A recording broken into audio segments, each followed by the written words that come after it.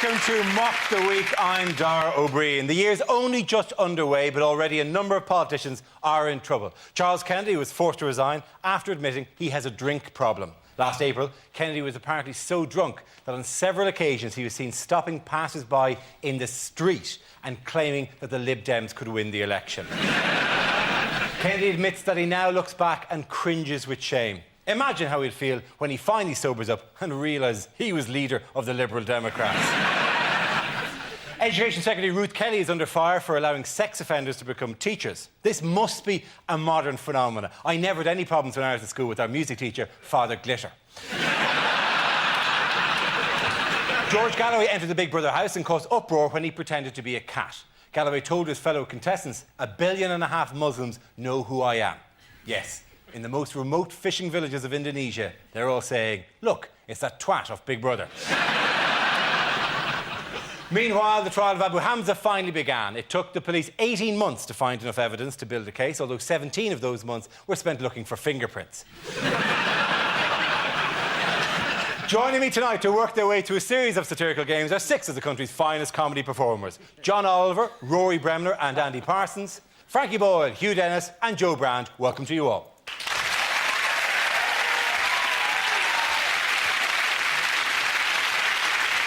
Let's kick off with a game called If This Is the Answer, What Is the Question? On the board are 6 categories relating to current events. For each category, I read out an answer and the players have to guess what the question might be. John, let's start with you. Do you want to choose? Yeah, I'll take media. OK. Media. The answer is a vampire, a lab assistant and a cat. What is the question? Here's the question. After what book did most people agree that C.S. Lewis had lost it?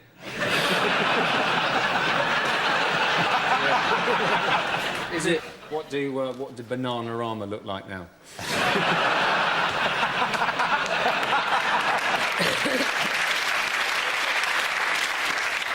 Is it who have all been approved for teaching posts this week?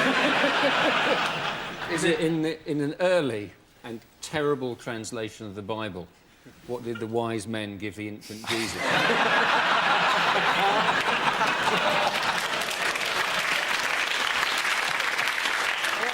Was it Harry's 3 original choices before he plumped for a Nazi uniform? How are Turkey planning to combat bird flu? Who responded to Anne Widdecombe's Lonely Hearts ad? What were the 3 disguises of the less successful News of the World undercover reporters? No, but there were disguises. It's a Big Brother thing, isn't it? It is a Big Brother thing. Or Big Broadmoor, as I like to call it. This is what they wore in their fancy dress now. It's not what they all wore, no. Is it... It's what I wore. Galloway had to be a cat. Did he not? He did. That's how cats go. Yeah. it's like an adult version of Old MacDonald. How do vampires go, Q? There you go.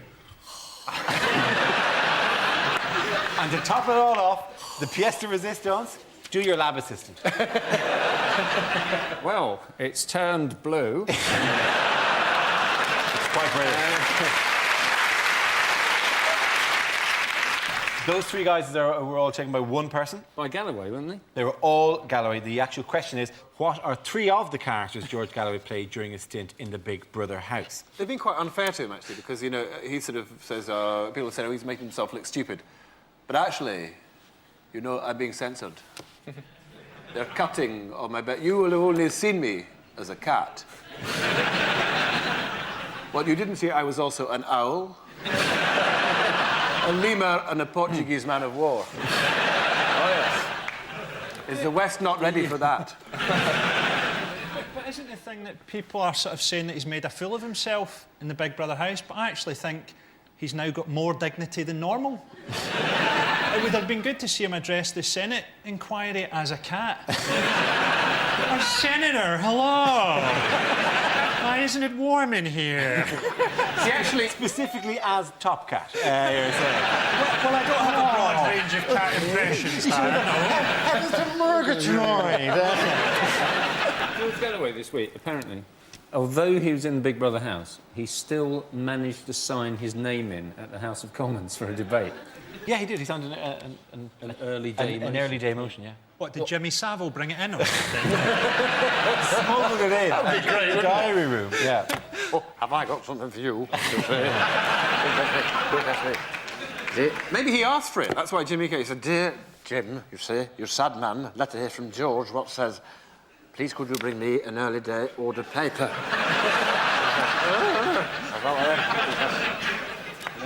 And the band was Shawaddy.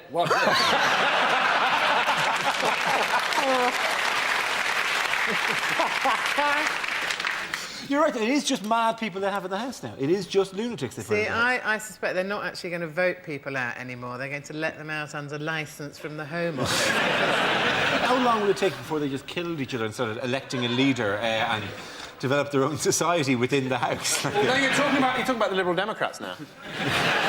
I think that's what the Liberal Democrats should do anyway. I think they should actually hold the thing. Because, I mean, the candidates, half the candidates I haven't heard of, I mean, they make the celebrities in the Big Brother house look like celebrities. Of course, Michael Barrymore's there going, isn't he? Oh, you can call me a lousy entertainer, but you can't call me a killer. Somebody died whilst he was hosting a party in his own house. He is definitely a lousy entertainer.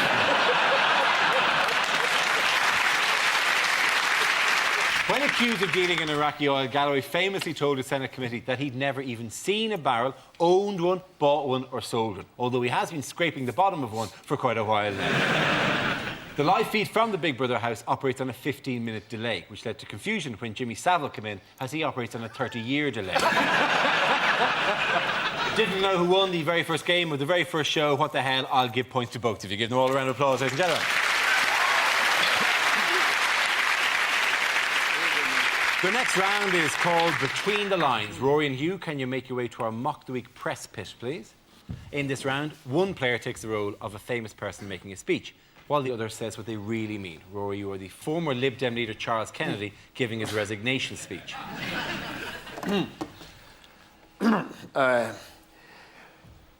Hello. Goodbye. Can I first of all say how good it is to see so many of you here today? I can't see any of you here today. But I think it's a great thing that so many of you come here on such an important occasion. You bastards. As you know, I've got a few things I'd like to get off my chest. My name is Charles, and I am an alcoholic.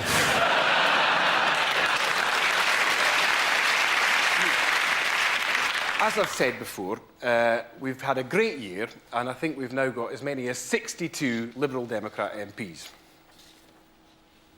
It's probably 31, and I'm seeing double. And that's why I've taken the very difficult decision that I should go. That is why they have taken the very difficult decision that I should go.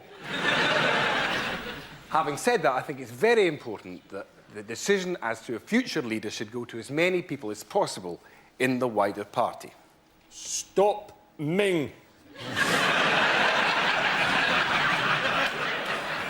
Stop Ming! Well, having said that, I think any of the candidates would make an excellent leader. Stop Ming! In conclusion, could I just say I think the Liberal Democrats are in a healthy state. I think we can go on, place ourselves strategically in a good position and go on from strength to strength and learn from this. I love you. Well done, Jimbo. Well done. Points go to Rory there.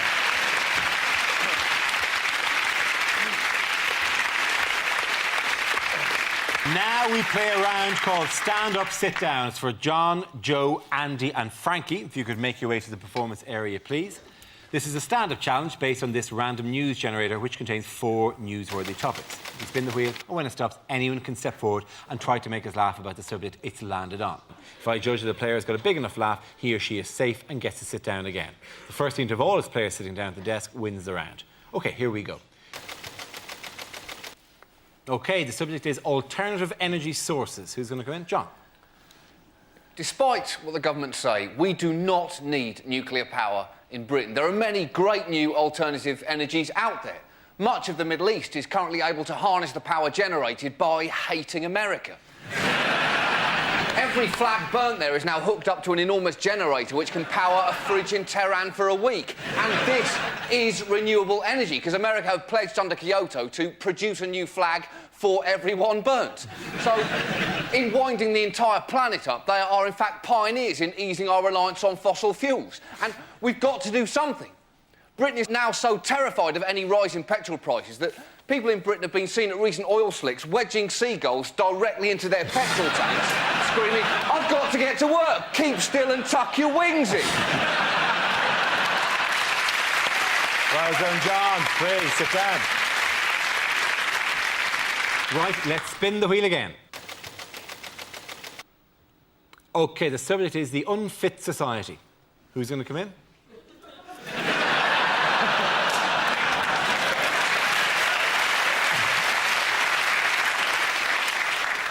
Yeah, all right. I'm one of those unfit people. I'm in my 40s. I've done no exercise since I was naught.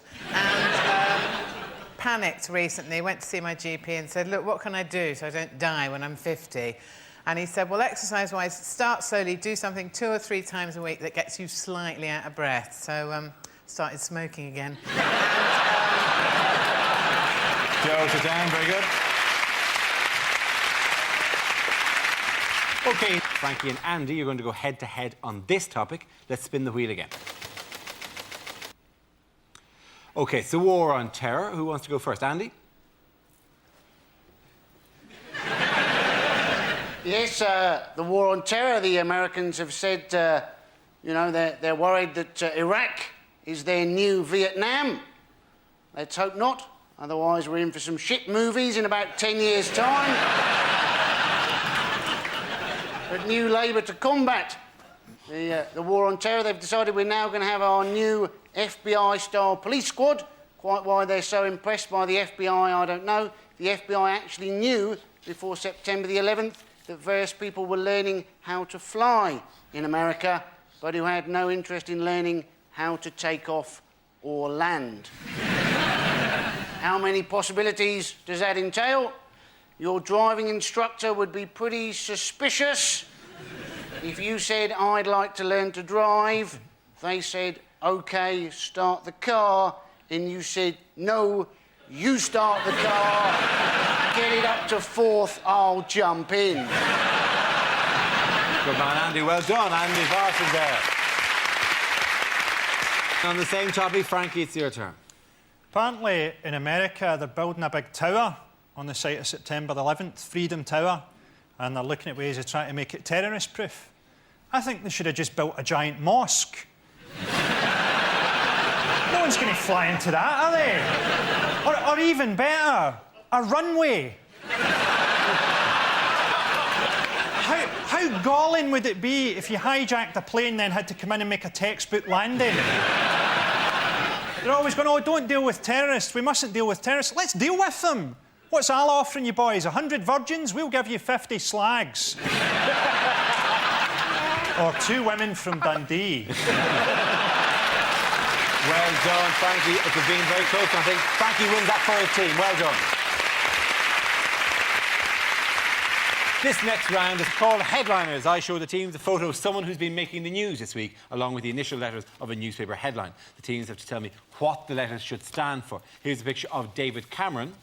So what does CIST stand for? Cameron impersonates sensitive Tory. Is it caution, imminent spectacular trick? He's heading towards a ramp and he's got the shadow cabinet to lie next to each other and set the first 3 of them on fire. He's a breath of fresh air in politics, Cameron. Is it crotch in saddle trap? Or is it simply the word cyst, and that's why he's having to stand up on his bicycle? Cameron in stabilisers test? It's to do with how another politician sees him. Is it second Thatcher? No, it's not. Second Tony. Is it Cameron is serious threat? Yes, it is. Very, very good. Correct. It is Cameron is serious threat. Not likely to be on that bicycle, though, is he? This comes from Tony Blair's recent interview in The Observer, where he admitted voters were faced with a more interesting Conservative Party who would certainly give his party a real contest. He's a serious threat to me because he's not very distinctive. He's not a very distinctive voice, and he does Tony Blair much better than I do. But really, if you look at him, actually, because he's got three things, because he talks Tony Blair's language, but he sounds like Mandelson, and he's got that Michael Howard thing going on with his mouth. So, all three of them. For the price of one. Because people don't know what his voice is. No, if you play a tape of David Cameron, you know, if you did it now, you wouldn't really, you know, it's not very distinctive. It just sounds like Peter Mandelson. So you could presumably just do anything. I'm just going to recycle David Cameron. Hello. The Conservatives, loving that. And people go, oh, it's very accurate. It really is. It's quite impressive. But at least they brought back William Hague, so that's a bit of good news. Should he develop some sort of speech impediment or something? Definitely, yeah. I'm David Cameron. Whee! What speech impediment is that? Someone really knows it. That, and let me tell you, is the sound of someone having a colonoscopy up their arse. But not when it's expected, surely, yeah. Surely one of those kind of sneak colonoscopies. Dim, dim, dim, bing, whee! We do know a few things about Cameron, don't we? I mean, he was very evasive about the drugs issue when he was at university, and his quote was, wasn't it, it doesn't matter what I got up to at university, because when I was at university, I didn't know I was going into politics. Well, he must have had a reasonable idea, because at university, he studied politics. Do you know what's on his music collection? He let this slip last week. It's the Smiths. His favourite album is the Smiths' The Queen Is Dead. Yes. Whoa! And his second favourite album is Woo! No, he did say The Queen Is Dead was his favourite album, and then he had to, and then he caught himself and to go, well, clearly I don't concur with the sentiments. Although I do believe you should hang the DJ, hang the DJ, hang the DJ. What's the point of having a caring Tory? Isn't the point of being the leader of the Tory party is that you get to be an evil bastard?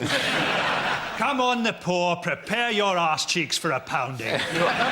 Isn't this just like sort of Darth Vader turning to the Emperor and going, I'm not sure about the environmental consequences of the Death Star, Your Excellency. This is a forest moon we'll be ruining. His true colours will come shining through as soon as in the House of Commons he turns up one day and spins round in a swivel chair stroking a cat. Eton-educated David Cameron told Radio 1 that his favourite group is the Smiths, or as he calls them, the Harrington Smides. David Cameron's wife, Samantha, has a tattoo of a dolphin on her ankle, although sadly it keeps getting caught in her fishnets. All of which is very pleasant, but I think the winners that round were Andy, Rory and John.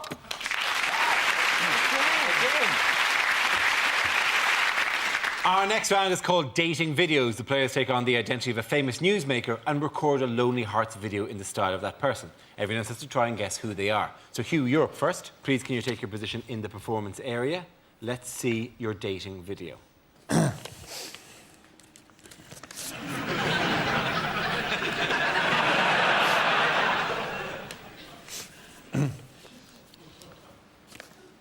Hi.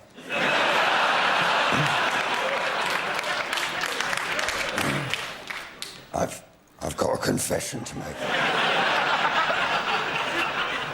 I've been looking for a man for a while now, but you know how it is. There's no way I can keep that up. I've been looking for a man for some time now, but you know how it is. There's always something wrong. Everyone I pick seems to be on the sex offenders register. I've got to go now. I'm giving a job interview to Dara's old teacher, Father Glitter. Give me a ring sometime. From next week, I'll probably be at my home number. Any guesses who it is? Is it Dame Margot Fontaine? It started out as Margot Fontaine, yes. Ruth Kelly? It's Ruth Kelly, all right. Well done, Ruth Kelly. Hugh, come back here. Yes, it was Education Secretary Ruth Kelly. The Department of Education's list of sex offenders is known as List 99, so-called, because everyone on it is a stranger who's offered children an ice cream in the last 3 years. To be fair to those teachers, it's sometimes not easy to tell if some of the girls are over 16. Here's a clue. They're in your class. But Ruth Kelly said that she wanted to give this group of people the benefit of the doubt. She seems to be mistaking this sex offenders register with the offside rule. Level is on. It's unfair, though, isn't it? Because let's be honest, a lot of teachers look like paedophiles. I mean, if it's for the geography department, it's going to be really hard to tell. Apparently, you're not supposed to do it by how they look. It's what they feel, isn't it? Yeah.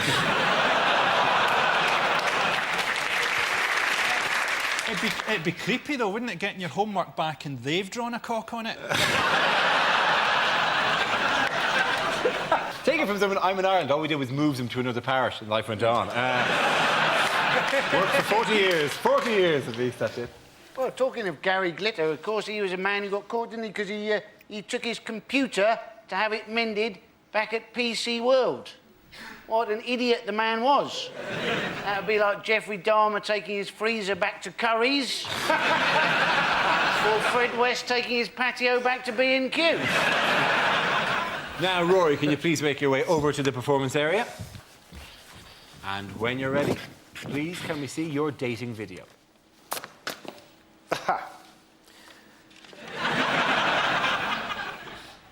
Hello. Well, I'm Swedish, but then so is IKEA. Are you looking for a long-term relationship with lots of commitment? Nor am I. Maybe just your little summer romance till take us through the World Cup. I always have the second week free.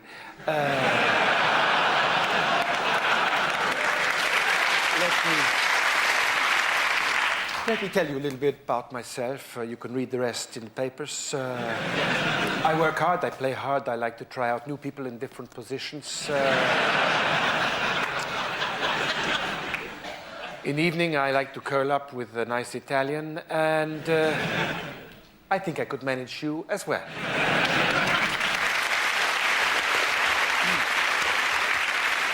Any guesses there? Could it be Sven-Göran Eriksson? Oh. Congratulations, Rory, sit down. Yes, that was Lonely Heart Sven-Göran Eriksson, who this week became the latest big name to be duped by the News of the World's fake sheikh Mazhar Mahmood. What was the stupidest thing Sven said to the News of the World? Peter Crouch is world class. He's got a lovely touch. For a big man. How many times are we going to hear that over the next few months? For a big man, he's got an amazing touch. For a big man, his touch is amazing. For a big fella, you can't fault his touch. I'm just speaking as a 6'4" man here, that we all get slightly retarded over 6'2". And your tendency to go, ooh, it's a bit high, thump. If I was up once in a nightclub being told, God, you're not a bad dancer, as if it would be difficult for me to lumber around the floor. Oh, oh, oh, oh. Rhythm makes me move. Well,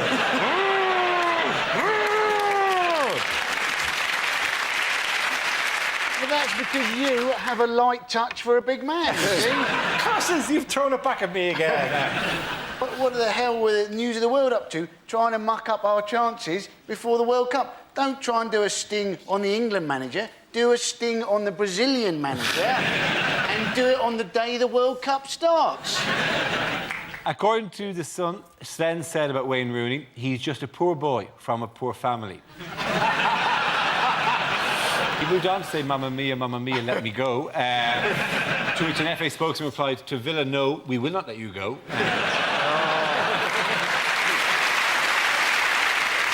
Sven also said he could get David Beckham to come and live in Birmingham. Mind you, David thinks Birmingham is in Spain because they have a bouldering there.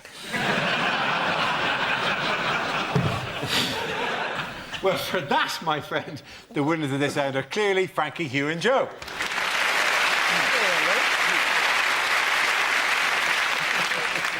Now we come to our final quick-fire round called Scenes We'd Like to See. This is for everyone, so if you can make your way over to the performance area, I call out ideas for scenarios we'd love to see, and the performers come back in with their suggestions. And in the week that Prince William started at Sandhurst, the first subject is the wrong things to say on your first day in the army. You guys look great.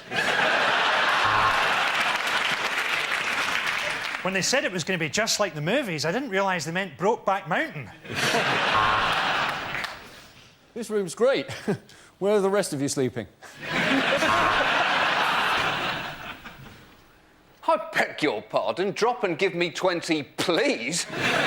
You will get nothing by shouting.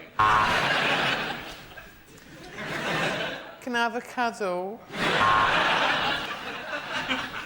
This is just one weekend a month, right? So does Teddy get his own bunk? If you play your cards right, you might be able to stand outside one of Grandma's palaces. OK, the next topic is some pointers for Sven here, possibly. Bad things for the England manager to be caught saying. Can you just explain the offside rule again to me? Well, the thing about Crouch is that he's got a very light touch for a big man. Wayne Rooney may be ugly, but when he holds me in his arms, I feel safe. I want you to go out there and give it your best for the full 60 minutes. I'll just name the side I think can win the World Cup. It's Brazil. Sweden! Sweden! OK, the next topic is ill-advised things for a Lib Dem leadership candidate to say. Hello, I'm Charles Kennedy. Let me reassure all of you, the only skeletons that I have in my closet are the skeletons of the 2 people that I killed on a skiing holiday over 15 years ago. It's Mingus.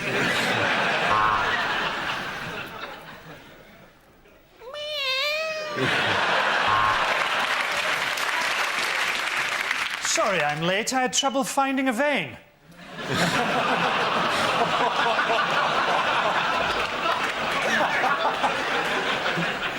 As the son of God. Oh, I tell you, the best thing about being a Liberal Democrat, the bitches.